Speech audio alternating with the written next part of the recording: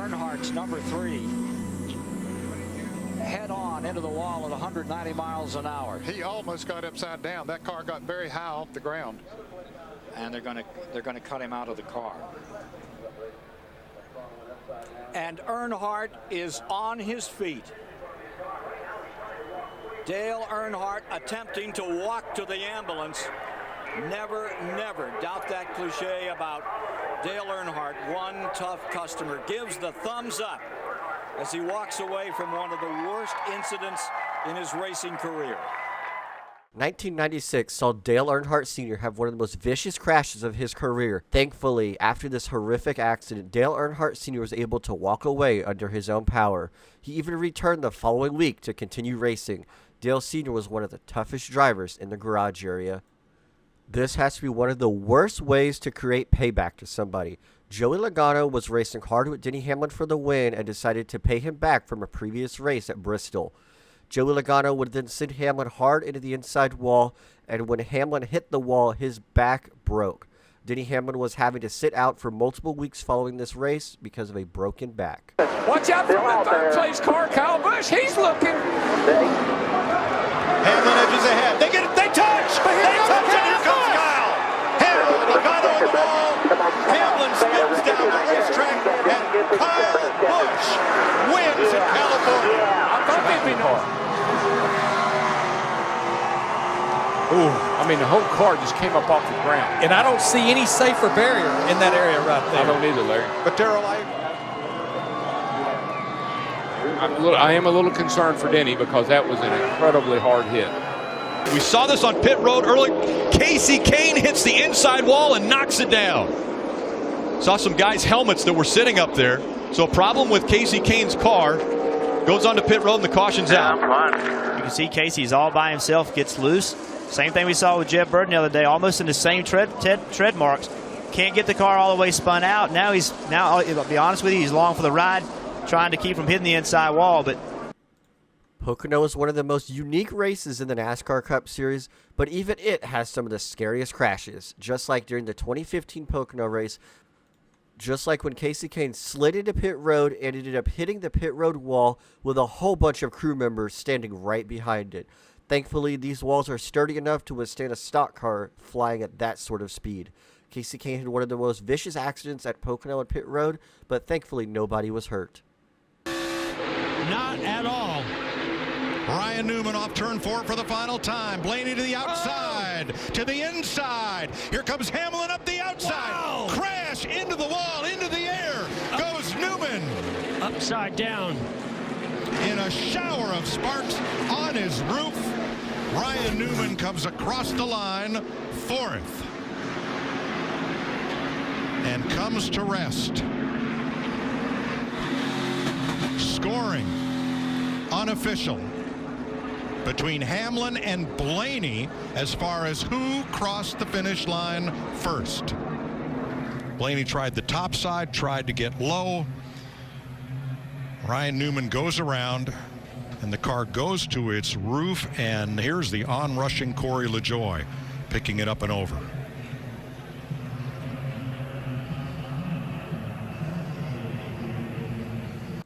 Thankfully, nobody was injured during this accident, but this could have been a lot worse. A definitely scary crash. Coming to the start-finish line to finish the 2020 Daytona 500 saw one of the worst crashes in NASCAR history.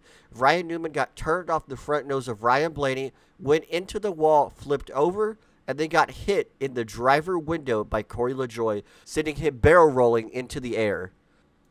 Thankfully, after this, Newman was basically unharmed with just a couple minor head injuries. Newman continued to race in NASCAR after this accident once he healed up. You will never convince me otherwise, but Davey Allison was one of the most toughest competitors ever in NASCAR. This man had so many awful and horrendous accidents in his career and still continued to power through them and race every single week. Even after an accident like this that he had during the 1992 Pocono race, barrel rolling down the backstretch, Davey Allison still continued to press on and fight for his championship. Ultimately, Allison would never get that championship, but his determination is something that will always be remembered in NASCAR.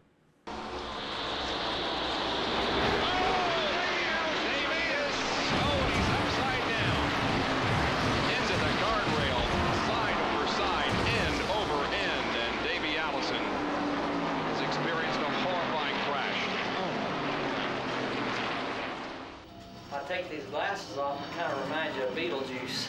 But I promise you, it doesn't look like that from the inside. Take them off. If y'all want to see it, I'll show them to you, but it's ugly. This is the most scariest crash that didn't even involve another race car. Juan Pablo Montoya slid into the jet dryer and caught on fire during the 2012 Daytona 500.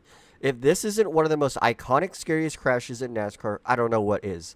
Still to this day, it blows my mind that this even happened. NASCAR had to have a couple hours to repair the racetrack, but they got back going after this horrendous accident by Juan Pablo Montoya. They're trying to clear debris off the racetrack, and the car brakes, won't steer, and he slides up the track and into the back of that surplus helicopter jet engine on a trailer used to dry the racetrack. Mike, I saw sparks coming out from the car as if it had a tire down or something.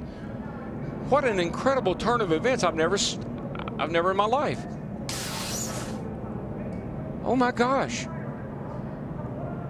And all that spilled jet fuel found something hot to ignite it.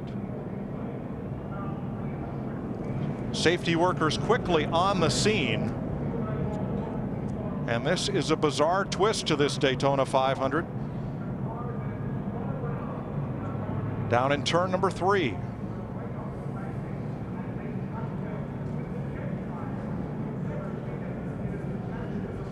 Well, I've seen a lot of things, but I don't think I've ever seen anything quite like this. That fuel is just running right down. That thing's full of fuel. They keep them full all the time. I just wonder what it's going to do to the racetrack. Well, here comes the fire crew. You see the red truck bottom of the screen.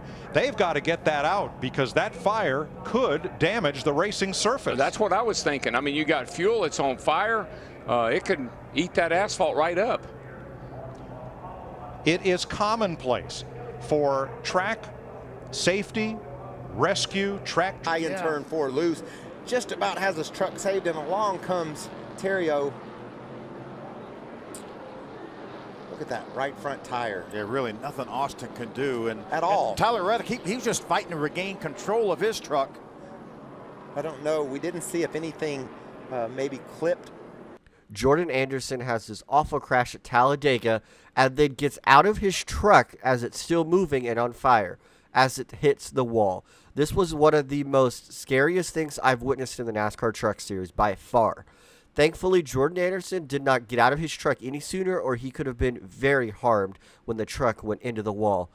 Thankfully, he was unharmed any body injuries, but he suffered multiple burns on his skin. Thankfully, he still continues to be involved in NASCAR to this day. Anderson. We talked about Jordan being in the field, and there is a lot of fire. Sorry, but get out. Oh, man. Get that thing stopped. And that's a big hit. Oh, wow. Oh my goodness. Wow. That was, he didn't know where he was. He couldn't see where he was, and he knew he had to get out. That's for 10 laps. Eric Jones around. Back across the field. The big one, part 2 at Daytona. Yeah, they can't do this. Stay high. Nice straight. I mean, he hit that wall head on. Looked like he never even slowed down. And you see Kyle here being tended to by medical officials. Elliott Sadler hit there by Brendan Gaughan. And there's the 54. You saw the impact. Nobody would have ever predicted that this crash would ultimately help Kyle Busch win the championship, but at the time this was one of the worst crashes I'd ever seen in the NASCAR Xfinity Series. Kyle Busch hit the wall at 90 miles per hour, snapping his leg and breaking it instantly. Just thinking about that makes me queasy. Seeing Kyle Busch hit the wall head on like this, it's just extremely scary.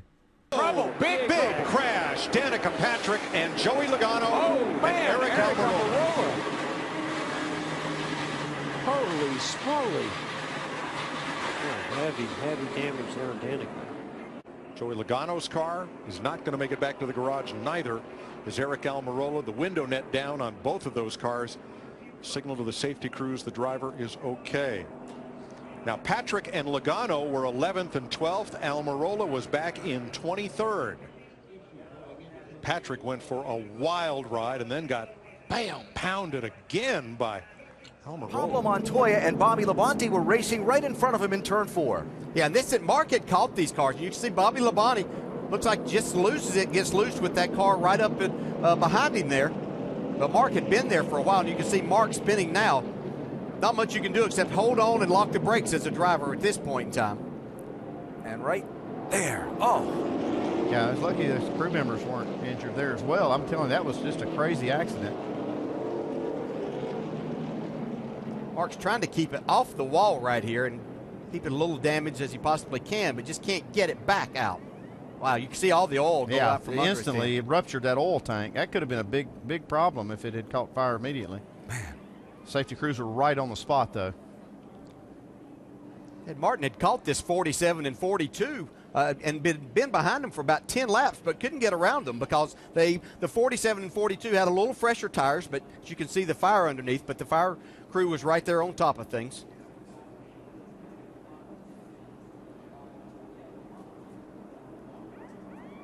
You see the end of that wall just penetrated the frame and everything, got to that oil tank immediately. Is Kyle leaving the car? He had been cutting it. Oh, big. Casey Kane gets turned around. Greg Biffle involved. Mark Martin is there. No caution has come out. They're going to let him race back as Verdi piles in, and now the caution. 6. You knew that was going to be big when you saw the 9 coming back across the racetrack. Watch, you see Casey Kane in the Budweiser car. He's going to make a run, and Allmendinger is going to take him all the way to the grass on a block. Yeah, and I think Allmendinger, I think AJ felt like, okay, I'm this far down. He's not going to be there now.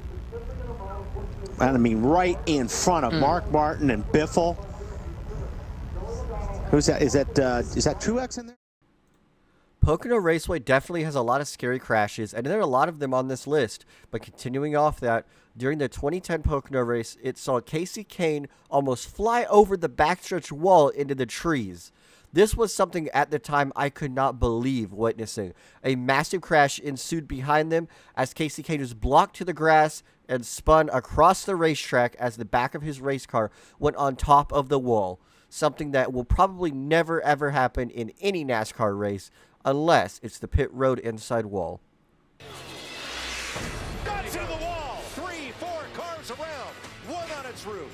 59 and a half great laps. And then this. Clint Boyer got enough air time to qualify for his pilot's license right here. Unbelievable. Did a barrel roll and came right back down on its wheels. Dillon. Kyle Busch and Dillon side trouble. Car hard in the wall. 2 of them. Keselowski to the line. Caution has waved with Keselowski the leader. And contact between Truex and Allmendinger. And then Cole Witt turns Kevin Harvick up and into the wall. And Stenhouse and Allmendinger.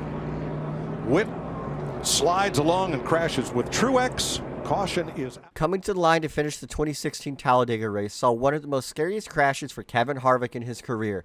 Kevin Harvick was halfway upside down on the wall and on fire almost as he came across the line, making a horrible impact to the outside wall. Kevin Harvick was uninjured during this accident, but still a very vicious hit in a wall at an angle that you would not want to hit at Talladega.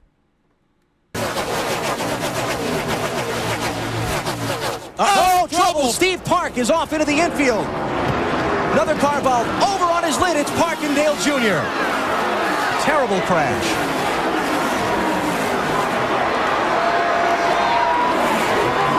Man, Steve Park's car just turned dead left when he came off turn 2.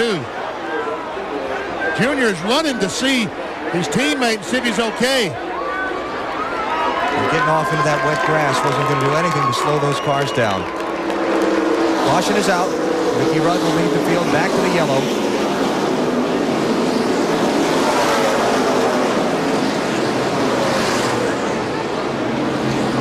You can see Park moving inside the car, looking through the back glass. He's trying to get himself unwrapped around the roll bars to get out. Yeah, he's definitely moving in there. That's a great sign. There he is. There we go. Good sign. That's what we wanted to see. Anyways, what happens is you slide up the racetrack and you can hit somebody in their left rear as you slide up the racetrack with your right front. And that's almost what it looked like. That one car just turned dead sideways. Well, what a great shot that is. teammates walking away from a crash like that arm in arm.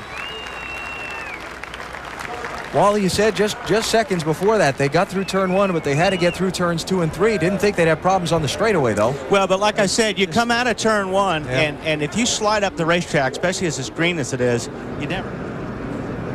And when you hit wet grass, it feels like you pick up 200 mile an hour.